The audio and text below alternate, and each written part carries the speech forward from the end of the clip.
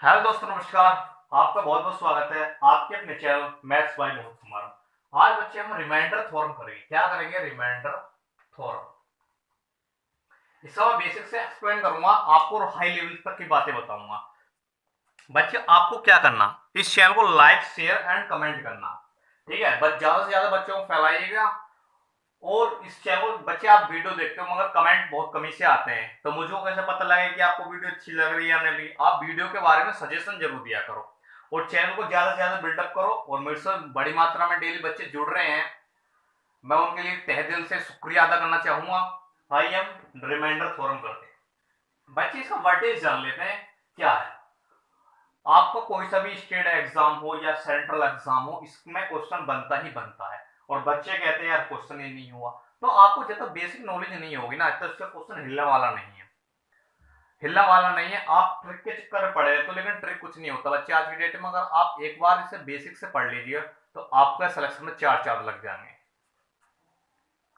आइए रिमाइंडर को, जैसे बच्चे भाग देता हूं 26 को 25 से,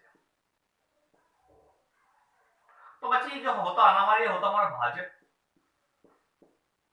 और जितनी बार जाता है 5 पंजे 25। आप जानते हो छोटी चीजों में आपको बताने की आवश्यकता नहीं है कि हमें 5 का ऐसा मल्टीपल ढूंढना जो कि 26 से कम हो और 26 से बड़ा ना हो। तो 5 का मल्टीपल ऐसा क्या है? 25। 5 पंजे 25। ये बच्चे होता हमारा शेष। और ये चीज जो आती है ना बच्चों, निकल कर आती है हमारी भाग। समझ में हो गए? 5 यहां पर भाजक है और जो जितनी बार उसको मल्टीप्लाई जाता है, जितनी बार जाता है वो भागफल होता है, शेषफल बचता है 1। या बच्चे मैं इसको न्यू न्यू कह दूं,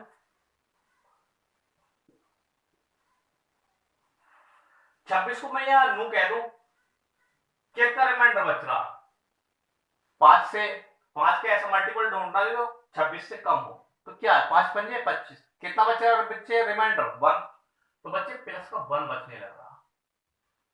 अगर मैं सिर्फ नेगेटिव रिमाइंडर की बात करूं बच्चे, वैसे दरअसल टेक्निकल बात कहूं तो दोनों ही सही हैं, लेकिन हम नेगेटिव रिमाइंडर का यूज नहीं करते, नहीं करते हैं। आप उसका, हम कभी भी आपने ये नहीं देखा होगा कि नेगेटिव रिमाइंडर आया हो।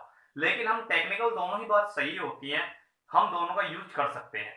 लेकिन आपको जब भी नेगेटिव रिमाइंडर यूज करें तो उसको यानी भाजक में से घटाकर तभी लिखें।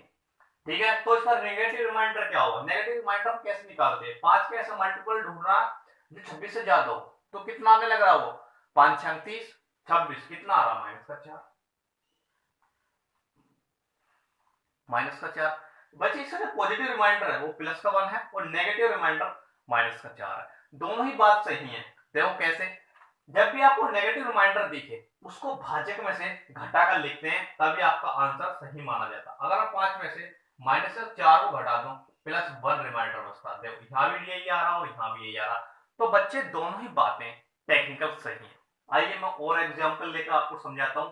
मैंने आपको क्या बताया, अगर मैं 5 का 26 में भाग करता हूँ, जो संख्या होती है जिससे हम भाग देते हैं वो हमारी भाजक होती है, और जितने बार वो जाने लग रहा होता वो भागफल होता है, और जो बचता है उसे शेषफल कहते हैं। और दूसरी बात, आपने आज तक पॉजिटिव रिमाइंडर देखा होगा, पॉजिटिव रिमाइंडर का ही यूज किया होगा, लेकिन मैं आज आपको एक नेगेटिव रिमाइंडर के बारे में भी एक्सप्लेन किया। 5 के ऐसे मल्टीपल ढूंढना, पॉजिटिव रिमाइंडर आपको निकालना है तो 5 के ऐसे मल्टीपल उससे कम देखना। कितना है? 5 5 25। रिमाइंडर कितना बच रहा? +1। अगर आपको नेगेटिव रिमाइंडर चाहिए तो उससे एक आगे, यानी उससे आगे का मल्टीपल आपको ढूंढना। 25 से 25 का ऐसा मल्टीपल ढूंढ रहा कि 26 से बड़ा हो। ऐसा हमारा मल्टीपल बच्चे क्या आने लग रहा है? 5 30, 30 मल्टीपल आने लग रहा है। 30 में से अगर मैं 26 को हटा देता हूं, -4। लेकिन बच्चे आपको विकल्प में -4 टिक नहीं करना, आपको वो संख्या भाजक में से, वो भाजक में से घटाकर लिखनी है। तो देखिए यहाँ भी +1 रिमाइंडर आ रहा है और यहाँ भी +1 रिमाइंडर आ रहा है। आइए हम कुछ एग्जाम के थ्रू और समझाता हूं मैं इसको। जैसे कि बच्चे 33, तो हमें 8 का ऐसा मल्टीपल ढूंढना है बच्चे जो 33 से कम हो। क्या है? 8 चौक 32। कितना आ रहा? +1 रिमाइंडर। प्लस का 1 रिमाइंडर आने लगा। अब 8 का हमें एक ऐसा मल्टीपल ढूंढना है बच्चे जो कि 33 से बड़ा हो, जो कि 33 से बड़ा हो। क्या होता, 8 5 से 40, माइनस कितना आ रहा नेगेटिव, ये माइनस का 7। तो बच्चे आपने एक बात देखी, अगर मैं इन दोनों का सम कर दूं वो इस संख्या के बराबर आने लग रहा। अगर बच्चे आपको कैसे पॉजिटिव रिमाइंडर पता लग जाए या नेगेटिव रिमाइंडर पता लग जाए तो आप दूसरा चुटकियों में निकाल सकते हो। देखो बच्चे, इन दोनों का जो योग है ना वो इस संख्या के बराबर आने लग रहा है। इन दो संख्या का जो योग है ना वो इसके बराबर आने लगता। आइए मैं एक एग्जाम्पल के थ्रू आपको समझाने की कोशिश करता हूं। जैसे कि देखिए, आप देख लीजिए, क्या देखे हैं, चलो 45 लेते हैं, 45 47 लेते हैं, 5 से देते हैं। तो 5 का हमें एक ऐसा मल्टीपल ढूंढना है जो कि 47 से कम हो। क्या हमें लग रहा है वो 5 नाम 45, रिमाइंडर कितना बचा बच्चे, प्लस का 2, नेगेटिव रिमाइंडर कितना होगा इसका। 5 का हमें एक ऐसा मल्टीपल ढूंढ रहा है जो कि 47 से बड़ा हो।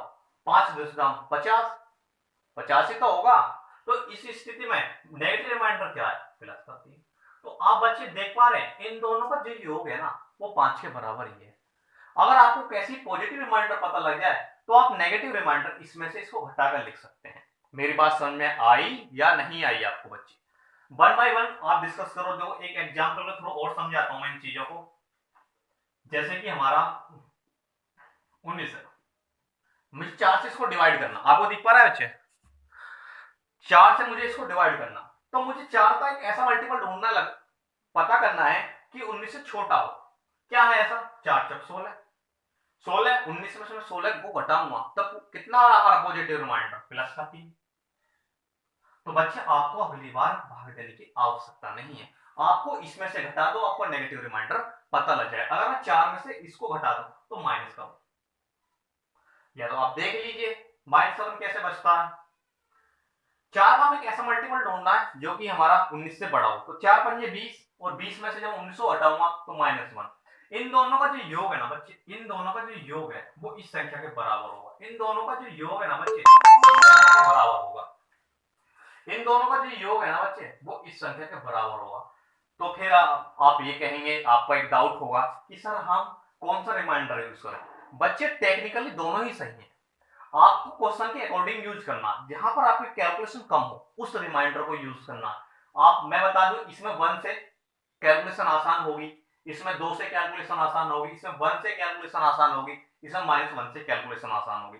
तो आपको क्वेश्चन के अकॉर्डिंग ढलना है। ये नहीं है कि आप +7 रिमाइंडर ले लिया, आप कैलकुलेशन करने बैठने लग रहे हैं, तो ये बात आपकी नाजायज गलत है। आपको छोटा से छोटा रिमाइंडर या यूज करना है, वो नेगेटिव हो या पॉजिटिव हो।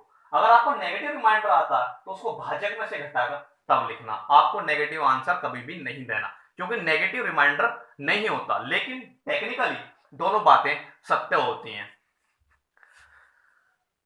ये बच्चे समझ में आ रहा होगा। आइए देखते हैं, अगला देखते हैं। समझ में आ रहा बच्चे? इस चैनल को लाइक शेयर एंड कमेंट करो, ज्यादा से ज्यादा बच्चों में फैलाएं, ज्यादा से ज्यादा। ठीक है बच्चे, आइए बच्चे अब आगे बढ़ते हैं हम। मैं थोड़ी और चीजें आपको एक्सप्लेन करता हूं, एक लेवल आगे की बातें करते हैं। बच्चे 0 होता है ना वो सभी से पूर्णतः कट जाता है। जैसे कि देखो 0 को 5 से भाग देता हूं, 0 का 0 में भाग जाएगा, कितनी बार जाएगा बच्चे, 0।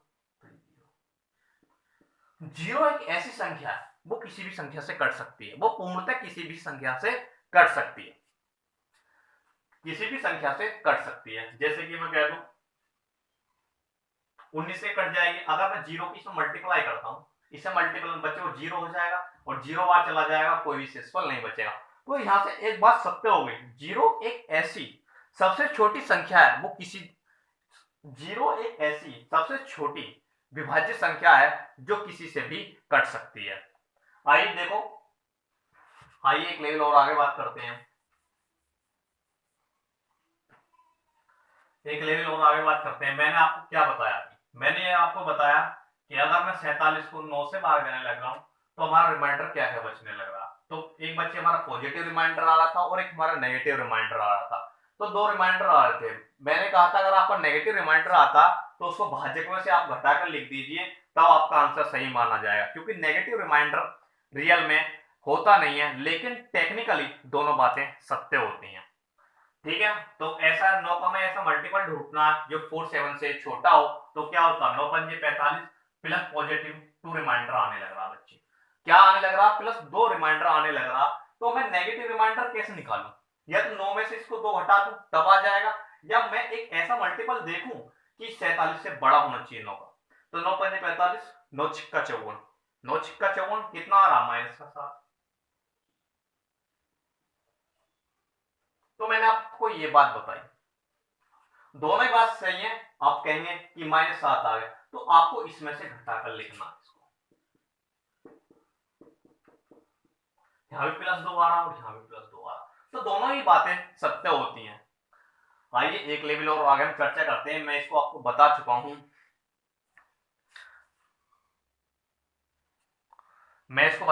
आइए एक लेवल और आगे बढ़ते हैं। जीरो के बारे में आपको मैंने बताया। अब आइए जैसे कि 3 3 को मुझे 5 से भाग देना, कैसे देंगे भाग, देखो